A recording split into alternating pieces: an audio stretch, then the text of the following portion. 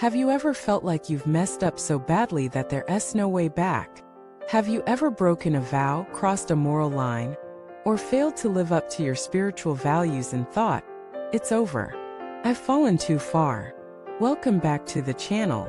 Today's video is going to shift your understanding of what it really means to break a precept and, more importantly, how true repentance is not about punishment, but transformation. This is not a message of judgment. It's a message of liberation, because in the world of Dharma, falling is not the end, it's the beginning of awakening, if you know how to rise. Many spiritual seekers fall into despair the moment they break a precept. They view it like breaking a contract, permanent, irredeemable. But Buddhism teaches something much more profound. It's not the breaking of the precept that truly traps you, it's the refusal to face it with honesty and a willingness to change. Let us pause and think deeply about what it means to break a precept. Is it the physical act alone? Or is it the intention, the mindset, the internal willingness to betray our own integrity? And when we repent, what does that really mean? Is it about punishment, feeling guilty, endlessly whipping ourselves in shame? No. True repentance is an act of courage. It's the art of seeing clearly, acknowledging fully, and choosing to redirect the heart toward truth. Let me share a powerful story. There was once a monk, deeply respected, admired by his disciples and known for his wisdom. But during a period of weakness, he fell into a temptation that violated his vows. Word spread quickly. Some of his followers left. Others condemned him. He went into deep isolation. Many assumed his spiritual path had ended. But what they didn't know was that during his solitude, the monk wasn't wallowing in shame, he was facing himself. With ruthless honesty, he examined every motive, every moment, every crack in his armor. And instead of spiraling into despair, he used the pain as fuel for transformation.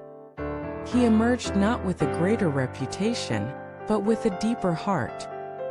He began teaching again, not as the flawless monk, but as the honest one. His talks changed. His presence softened. And this time he spoke not from theory but from lived truth. People flocked to him not because he was perfect, but because he had dared to fall and rise again. This is the power of real repentance. And this is what the great teachers of Buddhism have always taught. Master Qigong once said that a single thought of sincere regret and willingness to correct can outweigh countless past misdeeds. Why? Because transformation begins the moment you stop hiding. The mind that sees clearly and chooses differently is the foundation of liberation. In fact, it is said in Mahayana texts that when a being truly repents, they are immediately embraced by the Buddhas of the 10 directions. Why? Because repentance is not weakness. It's the highest form of strength. It takes strength to admit you were wrong. It takes strength to let go of the ego's need to look holy. It takes strength to forgive yourself not as a way to forget, but as a way to begin again.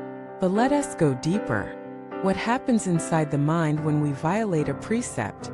Usually, there's a rationalization, a story we tell ourselves to justify the action. Maybe we say it wasn't that bad, or others do worse, or I had no choice. These stories are not repentance. They are avoidance. True repentance begins when the story ends. When you stop blaming. When you stop defending. When you sit quietly with the truth of your actions, not as a villain, but as a human being who forgot their light. And from that stillness, a seed of change can be planted. But here's the most crucial point: the act of change must be internal, not just external. Many people stop the behavior but never change the mindset.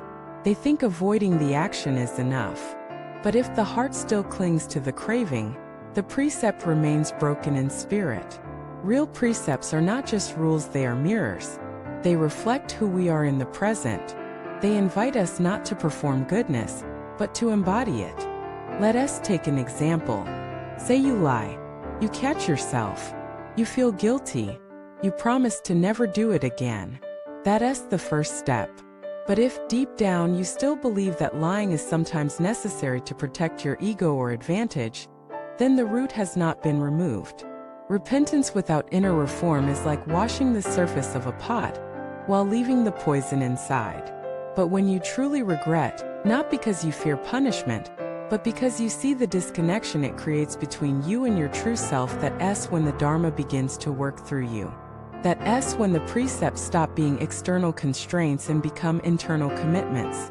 There's a beautiful teaching in the Brahmajala Sutra that says even if you have broken all the precepts, as long as you feel shame and make the vow to change, you are still protected by the Buddhas. This isn't a loophole, it's a lifeline.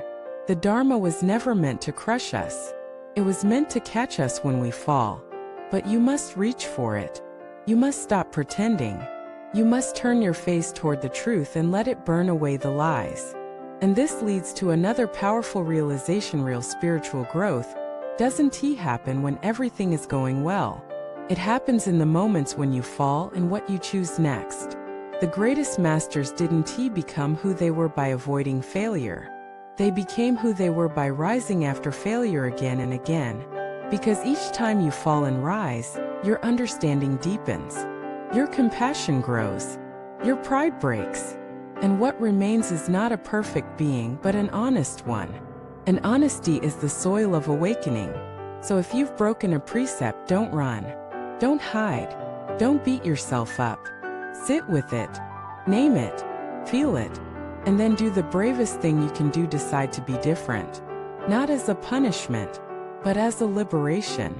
Ask yourself, what caused this? What beliefs supported it? What fear fueled it? What story kept it alive? And then begin again. Not tomorrow. Now. Let this moment be the turning point, not because someone told you to change, but because you remembered who you truly are beneath the noise. And remember, you are never alone in this process. The Buddhas, the Bodhisattvas, the teachers and sages, they are all cheering for your return. Not to perfection, but to presence. And one more thing: never look down on those who have fallen. Their story might be your story one day. Offer them the same compassion you hope to receive. Because in the end, we are all students of the same truth. We are all learning how to love better, live cleaner, and return to the light. If this video has touched you, I'd love to hear your reflections. Have you ever broken a precept and found a way back? What helped you transform shame into growth? Leave your thoughts in the comments. Let us support each other in walking the real path, not the path of appearances, but of truth. Please subscribe to the channel, like the video, and share this message with anyone who may feel too far gone. Let them know the door is never closed. Thank you for watching this video. May your repentance be sincere, your transformation deep, and may your journey bring you closer to your own luminous nature.